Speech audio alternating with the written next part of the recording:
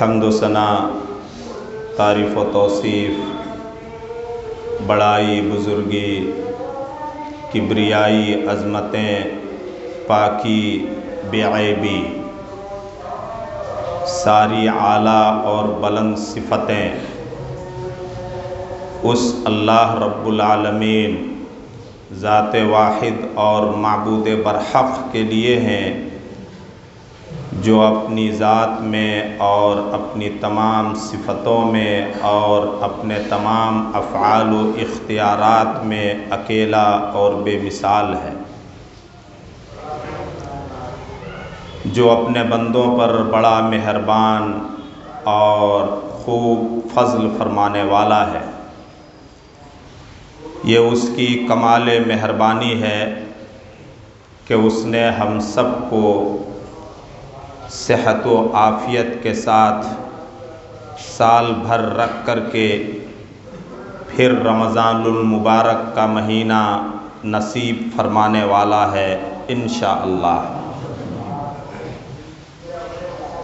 اس صحت و تندرستی اور امن و شانتی کا شکریہ یہ ہے کہ رمضان المبارک کا مہینہ پانے کے بعد ہم روزے رکھ کر کے اپنے رب کو راضی اور خوش کریں، پچھلے گناہوں اور کوتاہیوں پر اس کے سامنے ندامت و شرمندگی کا اظہار کر کے اور اس سے خوف کھاتے ہوئے، ڈرتے ہوئے، ڈر کا آنسو بہا کر کے، گناہوں سے توبہ کر کے اپنی مغفرت اور اپنی بخشش کا سامان تیار کریں۔ بعدہ درود و سلام ہو اللہ کے تمام نبیوں پر اور خاص طور سے جناب محمد الرسول اللہ پر اور آپ کے آل و اصحاب پر۔ اللہم صلی وسلم وبارک علی نبینا محمد وعلی آل محمد۔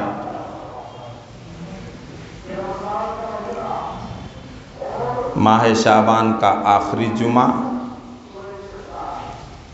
کل کے بعد پرسوں سے انشاءاللہ رمضان کا مہینہ شروع ہوگا۔ اسی مناسبت سے سورہ بقرہ کی وہ آیتیں پڑھی گئیں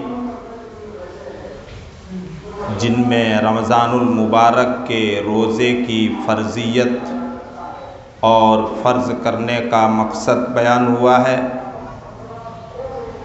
پھر اس کے بعد وہ آیت پڑھی گئی جس میں ان لوگوں کو رخصت اور چھوٹ دی گئی ہے جو سفر کی وجہ سے یا بیماری کی وجہ سے روزہ نہیں رکھ سکتے، لیکن روزے کا اجر و ثواب حاصل کر سکتے ہیں، بلکہ حاصل کرنا چاہیے، اور وہ ہے کہ ہر روزے کے بدلے میں ایک مسکین غریب محتاج کو کھانا دو۔ اگر اپنی خوشی سے ایک روزے کے بدلے میں ایک مسکین سے زیادہ 2-3 کو کھانا کھلا دیتے ہو تو یہ تمہارے حق میں بہتر ہے، لیکن رخصت پر عمل نہ کرتے ہوئے اگر عزیمت پر عمل کرتے ہوئے روزہ رکھ لو تو یہ تمہارے حق میں بہتر ہے۔ اس کے بعد کی آیت میں اللہ نے یہ بیان فرمایا کہ رمضان المبارک کے مہینے میں قرآن کریم اترا جو سارے لوگوں کے لیے ہے، جس میں ہدایت کی اور حق و باطل، صحیح اور جھوٹ، نیکی اور بدی، توحید و شرک کے درمیان فرق کرنے کی دلیلیں ہیں۔ لہٰذا تم میں سے جو رمضان کا مہینہ پائے اس کا روزہ رکھے۔ پھر اللہ تعالیٰ فرما رہا ہے کہ جو بیمار ہو یا سفر پر ہو، بیماری یا سفر کی وجہ سے کچھ روزے چھوٹ جائیں تو چھوٹے ہوئے روزوں کی گنتی عید کے بعد کر لو، پوری کر لو، اور اللہ کا شکر ادا کرو اس بات پر کہ اس نے تمہیں ہدایت و توفیق بخشی، اور اسی کی بڑائی اور کبریائی بیان کرو اور اس کا شکر بجا لاؤ۔ اس کے بعد کی آیت نہیں پڑھی گئی ہے، جس کا خلاصہ ہے کہ میرے بندے اگر آپ سے پوچھیں میرے بارے میں تو میرے بندوں سے کہہ دو میں سب سے قریب ہوں، مجھی کو پکاریں اور مجھ سے دعا کریں، میں سب کی دعا و پکار کو سنتا ہوں، بس چاہیے کہ مجھ کو پکارنے والے میری فرما برداری کریں۔ اس کے بعد کی آیت ہے جس میں تذکرہ ہے کہ رمضان کی راتوں میں کیا حلال ہے اور روزہ کب سے شروع ہوتا ہے اور کب تک رہتا ہے۔ یہ ان آیتوں کا خلاصہ بیان کر دیا جن آیتوں میں اللہ تعالیٰ نے رمضان کے روزے سے متعلق احکام بیان کیے ہیں۔ پوری دنیا کے مسلمان رمضان کی تیاری میں ہیں، ہم لوگ بھی الحمدللہ رمضان کی تیاری کر رہے ہیں، لیکن تیاری کس طرح کرنا چاہیے، کس چیز پر دھیان دینا چاہیے اور کس چیز پر فوکس کرنا چاہیے، اس چیز سے مسلمان غافل و لاپرواہ ہے۔ سب سے پہلی بات تو یہ کہ اپنے آپ کو رمضان کے روزے رکھنے کے لیے تیار کرنا چاہیے۔ نبی اکرم صلی اللہ علیہ وسلم جب مدینہ ہجرت کر کے پہنچے تو 10 سال کی حیات آپ کو ملی، 10 سال کی زندگی مدینہ منورہ میں۔ مدینہ منورہ پہنچنے کے بعد دوسرے سال رمضان کے روزے فرض ہوئے اور اللہ تعالیٰ نے آپ کو پوری زندگی میں 9 رمضان کے مہینے میسر فرمائے اور آپ نے اپنی پوری زندگی میں 9 رمضان کے مہینے پائے اور ان کا روزہ رکھا، اور آپ نے اعلان فرمایا کہ اسلام کی 5 بنیادیں ہیں، ان 5 بنیادوں میں سے ایک بنیاد اور ایک رکن رمضان کے روزے ہیں۔ اسلام کے ارکان پر جو عمل کرے ایمان لانے کے بعد، ان کے لیے نبی اکرم صلی اللہ علیہ وسلم نے کئی موقعوں پر جنت کی بشارت اور خوشخبری سنائی ہے۔ رمضان کی تیاری اس طرح سے کریں کہ سب سے پہلے ذہن و دماغ میں اس سبق کو تازہ کر لیں جو سبق اللہ رب العالمین نے بڑے ایک سیدھے سادے لفظوں میں بیان فرمایا ہے، لعلکم تتقون،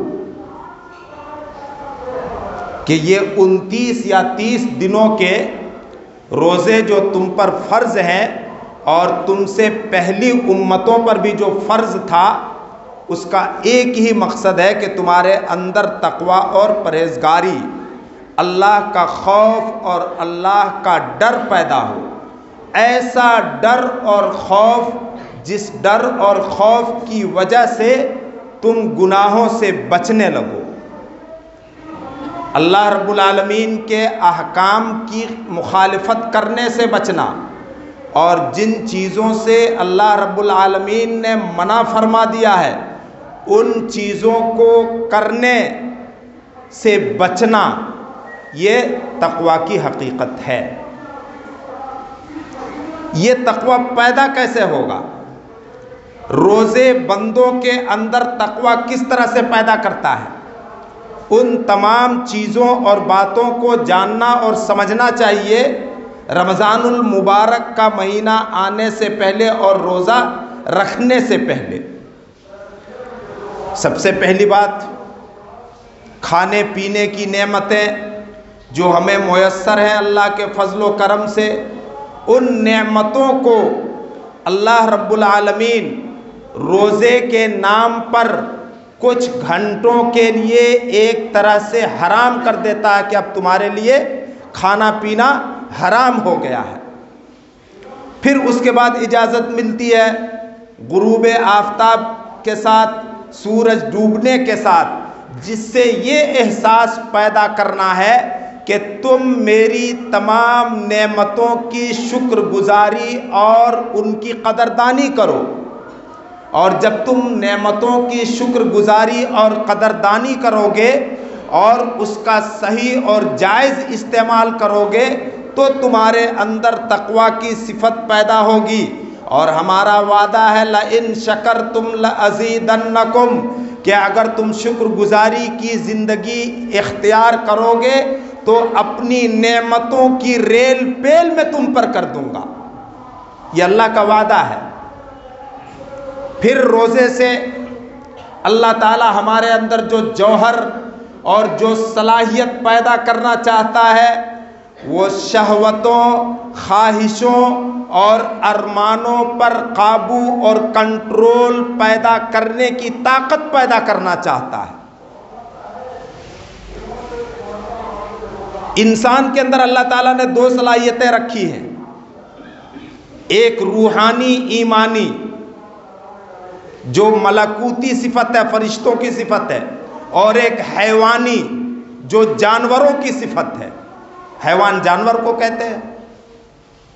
حیوانی صفتیں کیا ہیں؟ بس کھانا پینا، اپنے جسم کی پرورش کرنا، اور کھانے پینے کے نتیجے میں جب جنسی خواہش پیدا ہو تو اس خواہش کو پوری کر لینا۔ جانوروں کی اور کوئی ذمہ داری اس کے علاوہ نہیں ہے۔ لیکن ہم انسانوں کو اللہ رب العالمین نے حیوانی صفتوں کے ساتھ متصف کرنے کے ساتھ ساتھ ملکوتی اور فرشتوں کی جو روحانی اور ایمانی صلاحیت ہوتی ہے اس کو بھی ہمارے اندر رکھ دیا ہے۔ جب وہ صفت بندہ اجاگر کرتا ہے اور اس صفت کو اپنے اندر پیدا کرتا ہے اور پیدا کرنے کے بعد اللہ کے احکام کی اطاعت و فرما برداری کر کے مضبوط کرتا ہے اور اسٹرانگ بنا لیتا ہے تو پھر اس سے نیکیاں صادر ہوتی ہیں، نیکیاں انجام پاتی ہیں۔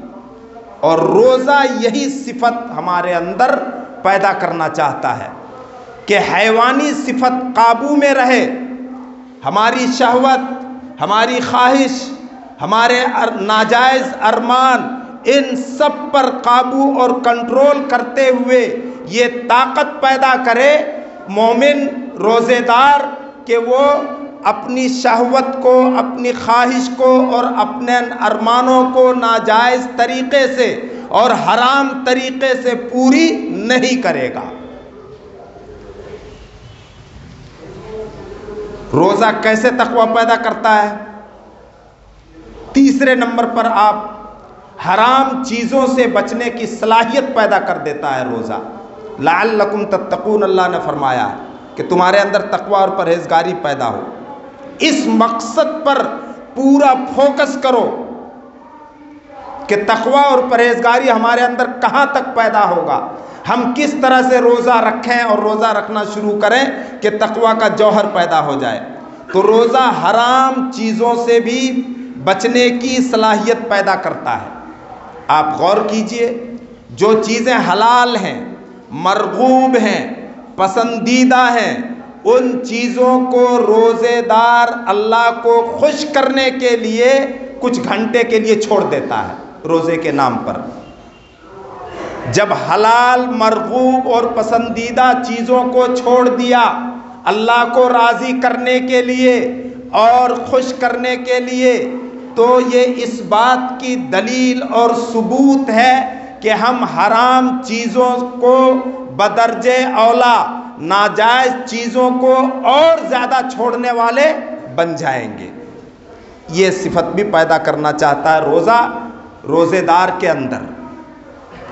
چوتھی صفت، اللہ کا حاضر و ناظر ہونا، کہ ہم اللہ کی نظروں میں ہے، اس کی قدرت کی گرفت اور پکڑ میں ہے۔ اللہ ہماری ایک ایک ادا اور ایک ایک حرکت کو دیکھ رہا ہے۔ یہ احساس اور یہ یقین پیدا کرنا چاہتا ہے روزہ بندے کے اندر۔ غور کیجئے، ایک روزے دار تنہائی میں ہے، جہاں اس کے سوا کوئی نہیں ہے، کھانے پینے کی عمدہ چیزیں رکھی ہوئی ہیں، وہ بیوی ساتھ میں ہے جس پر وہ جان چھڑکتا ہے، محبتیں نچھاور کرتا ہے، لیکن وہ کھاتا پیتا نہیں، بیوی سے تعلق قائم نہیں کرتا ہے، کیونکہ اللہ دیکھ رہا بھلے کوئی نہیں دیکھ رہا ہو۔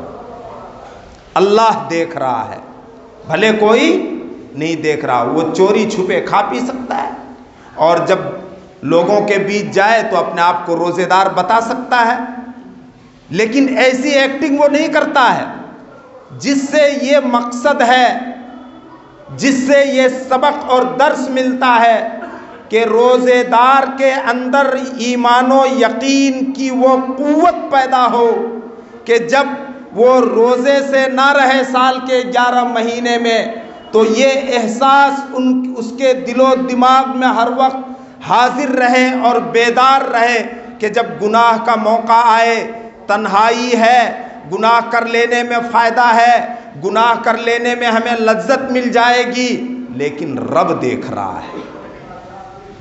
یہ احساس پیدا کرنا چاہتا ہے روزہ۔ جب ایک روزے دار، ایک مسلمان ان احساسات کے ساتھ اور ان چیزوں کو مد نظر رکھ کر کے روزہ رکھنا اللہ پر بھروسہ کر کے شروع کرتا ہے اور اللہ سے مانگتا ہے، اللہم انی اسألک الہدی والتقی، اے اللہ میں تجھ سے ہدایت و توفیق کا سوال کرتا ہوں، تقوی و پرہیزگاری کی بھیک مانگتا ہوں، اور تجھ سے ڈرنے کی، اپنے اندر صلاحیت پیدا کرنے کی بھیک مانگتا ہوں۔ تو اللہ تعالیٰ اس روزے دار کے اندر وہ تقوی کا جوہر اور گناہوں سے بچنے کی صلاحیت پیدا کر دیتا ہے۔ لیکن اگر روزہ برائے روزہ ایک پرمپرا کے طور پر ہم رکھنا شروع کریں، بھوک پیاس کی مشقت برداشت کریں، اور جس مقصد کے لیے اللہ نے رمضان کے روزے فرض کیے ہیں اس مقصد پر ہم فوکس نہ کریں، اس صلاحیت کو پیدا کرنے کی کوشش نہ کریں اور اس کی بھیک اللہ سے نہ مانگیں، تو بھوک پیاس کی مشقت برداشت کرنے سے وہ صلاحیت پیدا نہیں ہوگی۔ اللہ رب العالمین نے روزے کے بے حد و حساب اجر و ثواب رکھیں جو اکثر لوگوں کو یاد رہتے ہیں اکثر لوگوں کو، لیکن روزہ کے دنیاوی فائدے بہت سے ہیں۔ انسان دنیاوی فائدوں کی طرف لپکتا ہے۔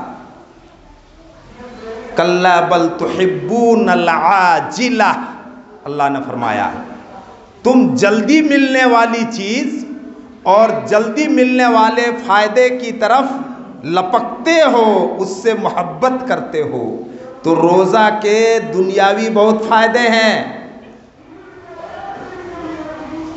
علم سائنس نے یہ تحقیق کر کے بتا دیا ہے کہ روزے کے بے شمار اچھے اثرات مرتب ہوتے ہیں روزے دار کی صحت اور اس کی تندرستی پر۔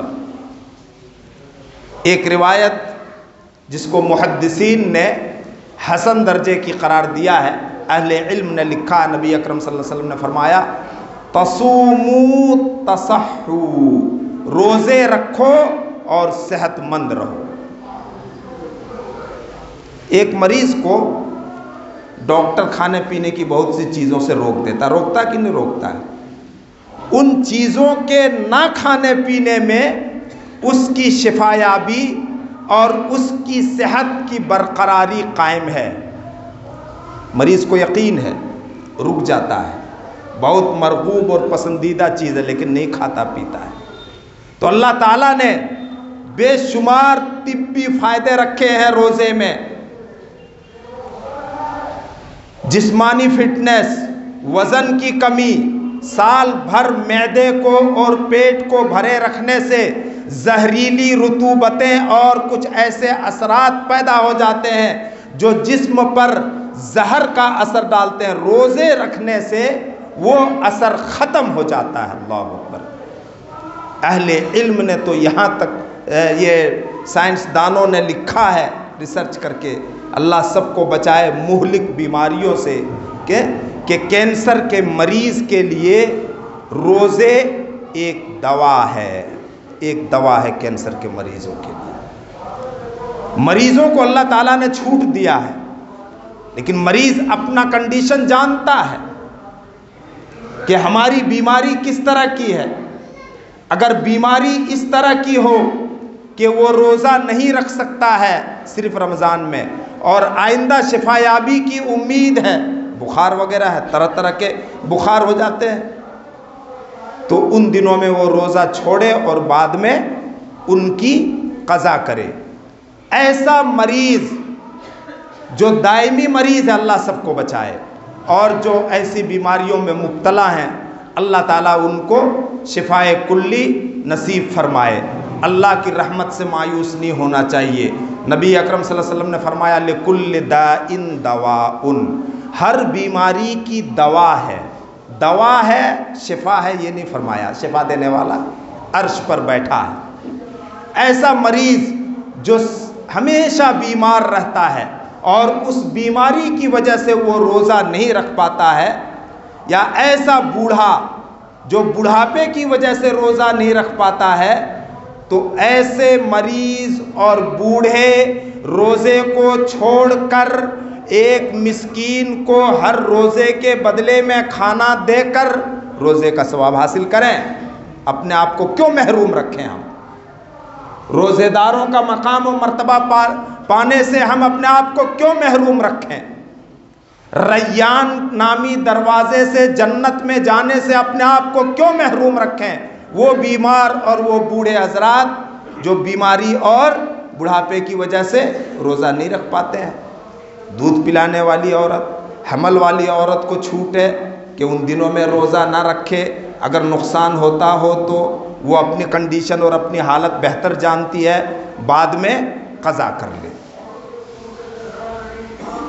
اس کے بعد جہاں روزے بہت بڑی عبادت ہے، اس بڑی عبادت کو کرنے کے چکر میں کچھ لوگ روزہ رکھ کر کے گناہ کر بیٹھتے ہیں۔ تعجب ہوگا کہ روزہ رکھ کر کے گناہ کیسے کر لیتے ہیں۔ وہ ہے شعبان کی 30ویں تاریخ۔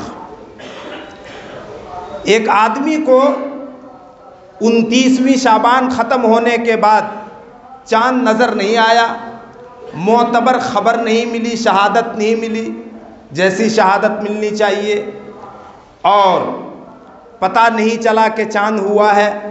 اب اس کو شک ہوا، ہو سکتا ہے چاند ہو گیا ہو، چلو 30 شعبان کا روزہ رکھ لیتے ہیں۔